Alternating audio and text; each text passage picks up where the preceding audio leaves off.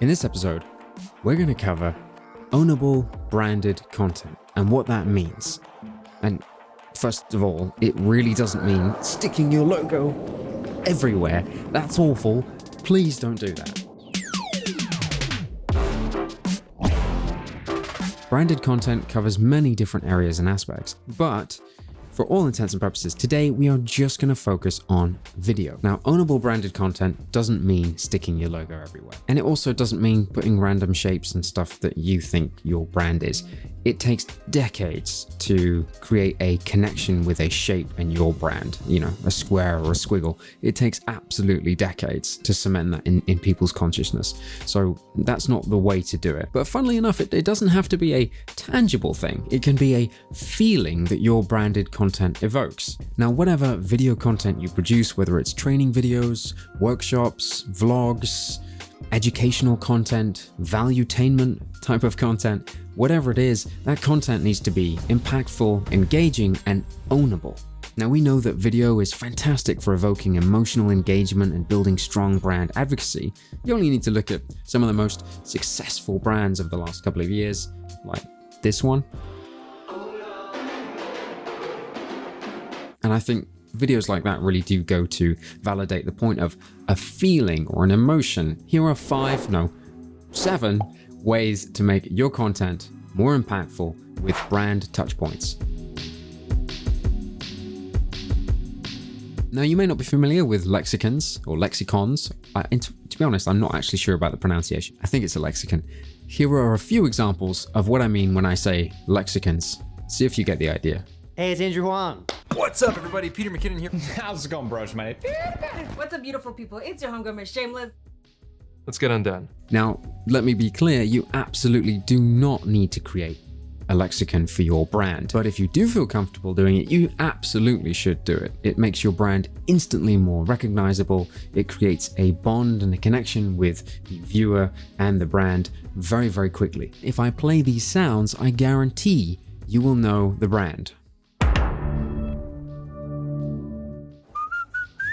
Yeah.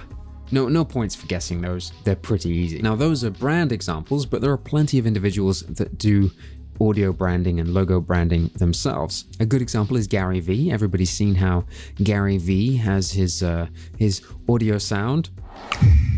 Next up, we're talking about visual elements and brand accents. I use some branded elements in some of my content. I use the ape head, which is the brand mascot for Runaway, my company, and I use bananas a lot. And so there's a connection there with apes and bananas. When it's encapsulated and wrapped in the rest of my branded content, bananas and apes make sense, and it feels very much a part of my brand. Another one that you've probably seen many, many times, you might not have known the name, but progress bars. They're the little strips of color or shapes that go across the bottom of videos that tell you how long the video is gonna take for you to watch. When you put a progress bar across the bottom, there's nothing to decode there. You immediately know where that is. You can see where it starts and where it finishes. Done. You don't need to look at the time. You don't need to see how many minutes are left, and it keeps you engaged because you can't help but follow the progress bar where it's going. So, why would you use progress bars? Well, once you have your master video, which is your sort of primary full video, your 20-minute video, your half-an-hour video, or your 10-minute video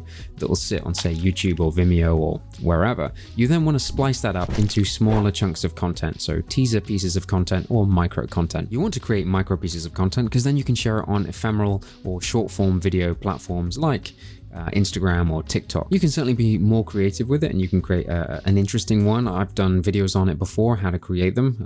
I'll link that somewhere up the top here or in the description, and you can see how to create more engaging, interactive progress bars. The moment you've all been waiting for, the logo mark. Now, something that brands are desperate to do is put their logo on things. Brands just can't help themselves. And I don't know what it is. They think, okay, we have this logo, we need to put it everywhere on everything.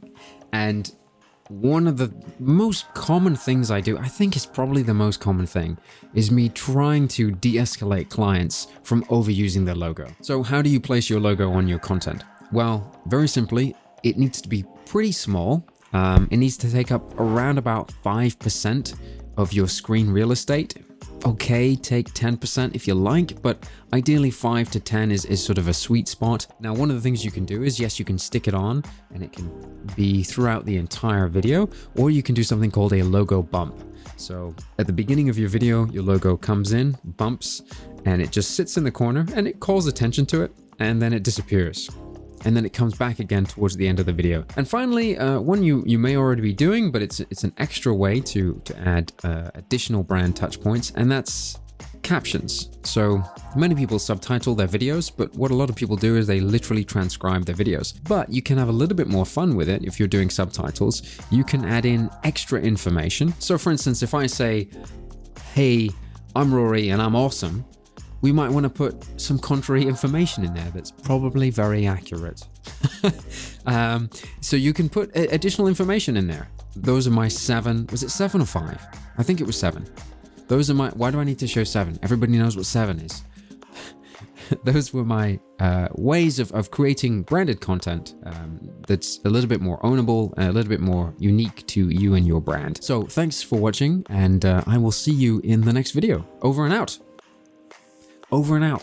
It's not a radio show. Goodbye.